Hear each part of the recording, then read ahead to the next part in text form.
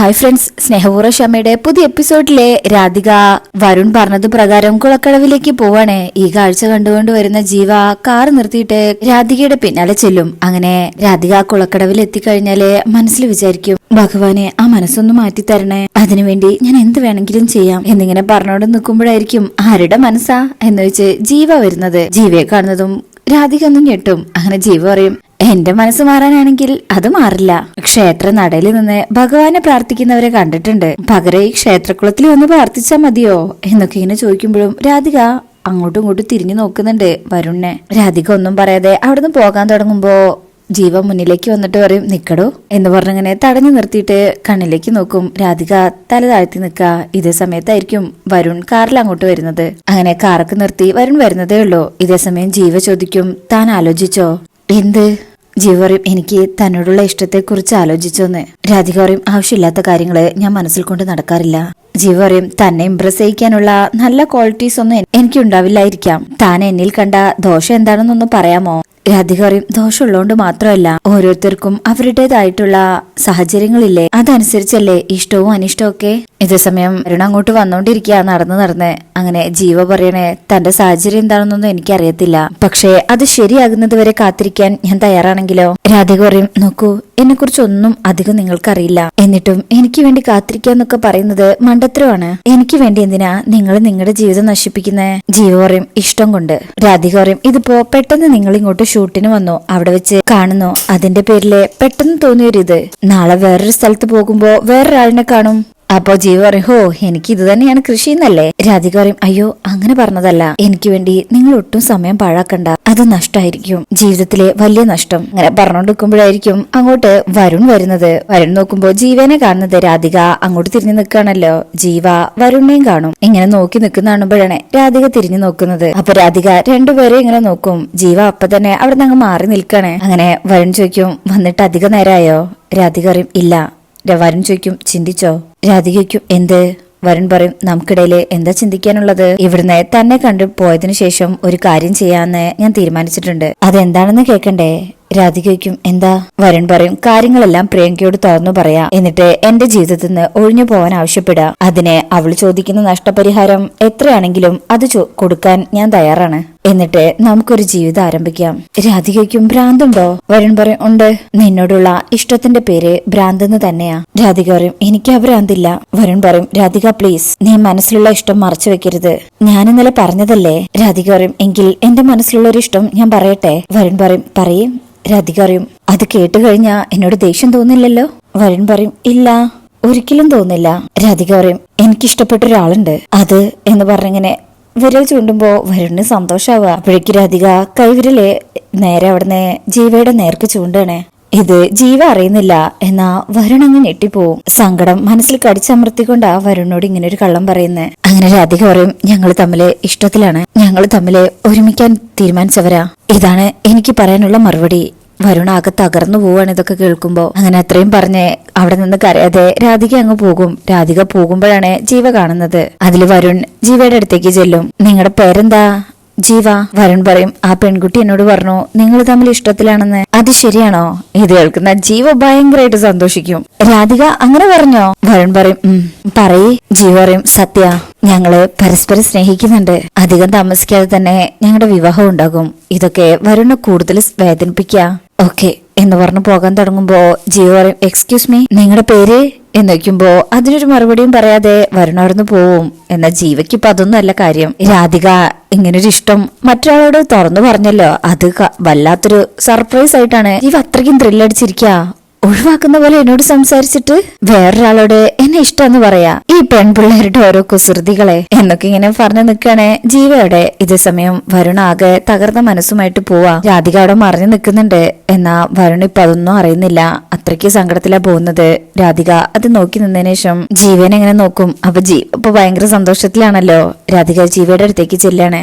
വരുമ്പോ തന്നെ ജീവ പറയും, താങ്ക്സ്, എന്നോട് നേരിട്ട് പറഞ്ഞില്ലെങ്കിലും മറ്റൊരാളിലൂടെ എന്നോടുള്ള ഇഷ്ടം അറിയിച്ചതിന്. അപ്പൊ രാധിക പറയും, നിങ്ങൾ തെറ്റിദ്ധരിച്ചിരിക്കുക, നിങ്ങൾ പറഞ്ഞ അതേ കാര്യം തന്നെയാ അയാളും എന്നോട് പറഞ്ഞത്, എന്നെ ഇഷ്ടമാണെന്ന്.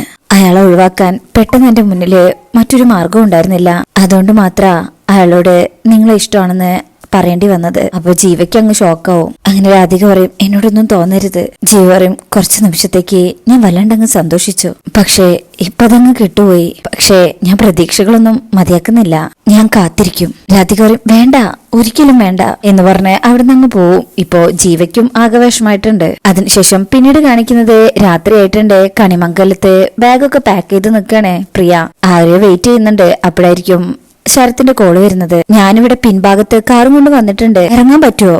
പ്രിയ പറയും, ഞാനിപ്പോ അങ്ങോട്ട് വരാം. ശരത്തെ, നിന്നെ ആരും ശ്രദ്ധിക്കാതെ നോക്കണേ. പ്രിയ പറയും, ഓക്കെ എന്ന് പറഞ്ഞതിന് ശേഷം കോള് കട്ട് ചെയ്ത് ബാഗൊക്കെ തുറന്നിട്ട് കുറച്ച് ആഭരണങ്ങൾ കൊടുത്തിട്ടുണ്ടല്ലോ അതെല്ലാം എടുത്ത് ബാഗിലാക്കാണ്. എന്നിട്ട് ആഭരണപ്പെട്ടി ലോക്ക് ചെയ്തിട്ട് കീയും കൊണ്ടാണ് പ്രിയ ബാഗ് എടുത്ത് അവിടെ നിന്ന് ഇറങ്ങുന്നത്. റൂമിൽ നിന്ന് പുറത്തിറങ്ങുമ്പോ തന്നെ അവിടെ ഗൗതം ബിജുവിന്റെ അടുത്ത് ഇങ്ങനെ ദേഷ്യപ്പെടുന്നുണ്ട്. അത് നേരെ ഹാളിലാണ്. എന്തോ ചീത്ത പറഞ്ഞ് ബിജുവിനെ റൂമിലേക്ക് കൂട്ടിക്കൊണ്ട് പോവാണ്. പ്രിയ അവിടെ മറഞ്ഞു നിൽക്കും. പ്രിയനെ ഭാഗ്യത്തിന് അവര് കണ്ടില്ല. അവര് പോയി കഴിഞ്ഞ് പ്രിയ സമാധാനിച്ച് നിൽക്കുമ്പോണ്ടാവും മുത്തശ്ശി വിളിക്കുന്നേ, പത്മിനി അതിലെ അമ്മ ദാ വരുന്നു എന്ന് പറഞ്ഞു വരും. ആ ശബ്ദം കേൾക്കുമ്പോ തന്നെ പ്രിയ വേഗം അപ്പുറത്തുള്ള വേറെ റൂമിലേക്ക് കയറണേ.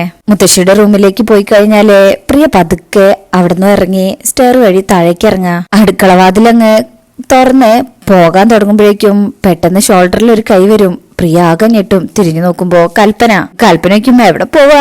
എടി, പാതിരാത്രി പിൻവാതിലിന്റെ ഡോറ് തുറന്നു പോകുന്നത് അത്ര നല്ല ലക്ഷണമല്ല എന്ന് പറഞ്ഞ് ആ ബാഗ് അങ്ങ് പിടിച്ചു വെക്കും. പ്രിയ അത് പിടിച്ചു വലിക്കാൻ ശ്രമിക്കുന്നുണ്ടെങ്കിലും കൽപ്പന വിട്ടുകൊടുക്കുന്നില്ല. നീ ഒരു കാര്യം ചെയ്യ്, ഇവിടെയുള്ള എല്ലാവരും അറിഞ്ഞിട്ട് പോയാൽ മതി, ഇങ്ങോട്ട് വാ എന്ന് പറഞ്ഞിട്ട് പിടിച്ചു വലിച്ച് ഹാളിലേക്ക് കൊണ്ടുപോവാണ്. ബാഗും പിടിച്ചോണ്ട് വരുന്നത് കാരണം പ്രിയക്ക് അത് പിടിവിടാൻ പറ്റുന്നില്ല. കൽപ്പനയാണെങ്കിൽ ഉച്ചത്തിലെ അമ്മയെ മുത്തശ്ശി എല്ലാരും ഓടി വാ എന്നിങ്ങനെ പറഞ്ഞുകൊണ്ടിരിക്കുക.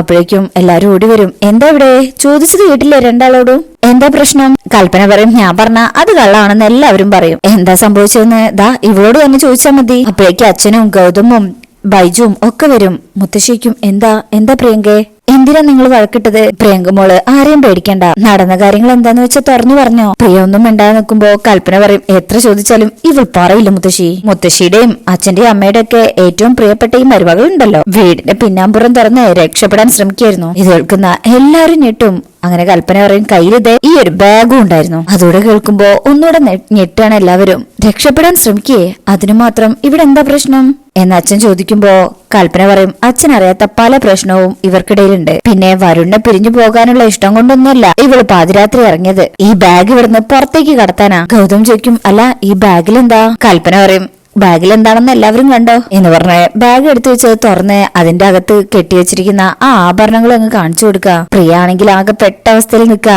എന്നാ പ്രിയയുടെ ബാഗിന്ന് ഇങ്ങനെ ആഭരണങ്ങൾ കിട്ടുമ്പോ എല്ലാവരും അങ്ങ് ഞെട്ടിപ്പോവും. കൽപ്പന പറയും, ഇത് മുഴുവൻ കണിമംഗലത്തെ ആഭരണങ്ങളാ. ഇതെടുത്ത് ഇവിടുന്ന് രക്ഷപ്പെടാൻ നോക്കിയത് അതെന്റെ കുട്ടിയാണോ മുത്തശ്ശി? മുത്തശ്ശിക്കും പ്രിയങ്കമോളെ എന്താ ഇതൊക്കെ?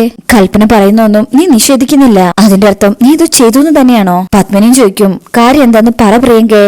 അപ്പോഴേക്കും പരമേശ്വരൻ പറയും, പത്മിനി. പ്രിയോട് പറയും, എനിക്ക് പിടികിട്ടാത്ത ചില കാര്യങ്ങള് ഈ വീട്ടിൽ നടക്കുന്നുണ്ടെന്ന് എനിക്കറിയാം, പക്ഷേ ഇത്രയ്ക്ക് ഞാൻ പ്രതീക്ഷിച്ചില്ല. നീ ഇങ്ങനെ ഒരു തീരുമാനം എടുക്കാൻ കാര്യം എന്താ? സ്വത്തായിരുന്നു ആവശ്യമെങ്കില് നേരായ വഴിക്ക് ചോദിച്ചിരുന്നെങ്കിൽ എത്ര തരാനും ഞാൻ തയ്യാറായിരുന്നല്ലോ. പ്രിയ ഒന്നും മറുപടി പറയുന്നില്ല. അങ്ങനെ അച്ഛൻ പറയും, കുടുംബജീവിതത്തിലെ ഏറ്റവും ശാന്തനായിരിക്കാനാ എനിക്കിഷ്ടം, പക്ഷേ വിശ്വാസവഞ്ചന കാണിച്ചവരോട് പുറത്തെ ചരിത്രം കണിമംഗലം പരമേശ്വരനില്ല. പറയടി, എന്ത് ചെയ്യാനായിരുന്നു നിന്റെ ഉദ്ദേശം? ഇത് കേൾക്കുമ്പോ പ്രിയ അങ്ങ് ഞെട്ടും. പെട്ടെന്ന് ദേഷ്യം വരാ. ഈ ചോദ്യം എന്നോടല്ല, സ്വന്തം മോനോടാ അച്ഛൻ ചോദിക്കേണ്ടത്. എന്നോടൊപ്പം ജീവിക്കാൻ പറ്റില്ലെന്നും എന്നെ ഇനി ആവശ്യമില്ലെന്നും വരുൺ പറഞ്ഞു. ഇത് കേൾക്കുന്ന എല്ലാവരും ഞെട്ടും. ഇറങ്ങിപ്പോവാനുള്ള കൂലിയായിട്ട് അടിച്ചേൽപ്പിച്ചതാ ഇതെല്ലാം. അച്ഛൻ കൊട്ടിഘോഷിക്കുന്ന കണിമംഗലത്തിന്റെ അന്തസ് അച്ഛന്റെ മകൻ കാണിച്ചത് ഇങ്ങനെയാ. എന്റെ ജീവിതം തകർത്തത് അച്ഛന്റെ മോനാ, എന്റെ സ്വപ്നങ്ങൾ ഇല്ലാതാക്കിയത് അച്ഛന്റെ മോനാ. ഇങ്ങനെ തുറന്നടിച്ചു പറയുമ്പോ പരമേശ്വരൻ ആകെ നെഞ്ചുവേദന വരുന്ന ആ ഒരു അവസ്ഥയിൽ നിൽക്കുക. എല്ലാവരും ഞെട്ടുന്നുണ്ട്. എന്നാ കൽപ്പനയ്ക്ക് ഇതൊക്കെ കേൾക്കുമ്പോൾ നല്ല സന്തോഷ. വരുണിന്റെ കണക്കിലെ ഞാനിവിടെ വെറും ഒരു വാടകക്കാരിയാ, വെറും വാടകക്കാരി. എന്നെ മാത്രമല്ല എന്റെ കുടുംബത്തെ മുഴുവനും എല്ലാവരും കൂടി ചതിച്ചതാ. ഇതോടെ കേൾക്കുമ്പോ അച്ഛന്റെ ചങ്കു പൊട്ടാണ്. പെട്ടെന്ന് വേദന വരും. അങ്ങനെ എല്ലാവരും അതുകൊണ്ട് ഞെട്ടിലോടെ നിൽക്കുന്നത് കാണിച്ചിട്ടാ ഈ ഭാഗം കഴിയുന്നത്. പിന്നെ അതിന്റെ അടുത്ത പ്രൊമോ വന്നിട്ടുണ്ട്. അതിൽ കാണിക്കുന്നത് അച്ഛന് നെഞ്ചുവേദന വന്ന് എല്ലാവരും ആകെ പേടിച്ച് പിന്നെ ഹോസ്പിറ്റലിലേക്ക് കൊണ്ടുപോകുന്നതാണ്. ഇതേസമയം വരുണാണെങ്കിൽ ഇത്രയും സമയമായിട്ട് വീട്ടിലെത്തിയിട്ടില്ല. രാധികയുടെ ആ മറുപടിയും ജീവയുടെ മറുപടി എല്ലാം കേട്ട് ആകെ വല്ലാത്തൊരവസ്ഥയില് ചങ്ക് തകർന്ന് കടപ്പുറത്ത് വന്നിരിക്കണേ. അമ്മയാണെങ്കിൽ കരഞ്ഞോണ്ട് ഫോൺ എടുത്ത് വരുണിനെ വിളിക്കണേ. അച്ഛൻ ഹോസ്പിറ്റലായ കാര്യം പറയാൻ വേണ്ടിട്ട് വരുൺ ഫോൺ അറ്റൻഡ് ചെയ്യുമ്പോ അമ്മയ്ക്കും നീ ഇതെവിടാ? വരുൺ പറയും ഞാനിവിടെ ബീച്ചിലിരിക്കുക, ഇവിടെയെങ്കിലും എനിക്ക് കുറച്ച് സ്വസ്ഥത തരാവോ എന്നും പറഞ്ഞോണ്ട് അമ്മയ്ക്ക് പറയാനുള്ളത് എന്താന്ന് കേൾക്കുക പോലും ചെയ്യാതെ വരുൺ ആ കോൾ അങ്ങ് കട്ട് ചെയ്യും. മോനെ എന്ന് വിളിക്കുമ്പോഴേക്കും കോളൊക്കെ കട്ട് ചെയ്ത് വരുൺ അവിടെ നിന്ന് എഴുന്നേറ്റ് കടലിലേക്ക് ഇങ്ങനെ നടക്കണേ. നടന്നു പോകുമ്പോ കയ്യിലുണ്ടായിരുന്ന ഫോണൊക്കെ അവിടെ താഴെ വീഴുന്നുണ്ട് മണലിലേക്ക്. അതൊന്നും ശ്രദ്ധിക്കാതെ മരവിച്ച മനസ്സുമായിട്ട് വരുൺ ഇങ്ങനെ നടന്നു പോകുന്നത് കാണിച്ചുകൊണ്ടാ ഈ ഭാഗം കഴിയുന്നത്. അപ്പോ ഇന്നത്തെ ഈ റിവ്യൂ ഇഷ്ടപ്പെട്ടിട്ടുണ്ടെങ്കിൽ ചാനൽ എല്ലാവരും ഒന്ന് ലൈക്ക് ചെയ്ത് സബ്സ്ക്രൈബ് ചെയ്ത് സപ്പോർട്ട് ചെയ്തേക്കണേ. താങ്ക്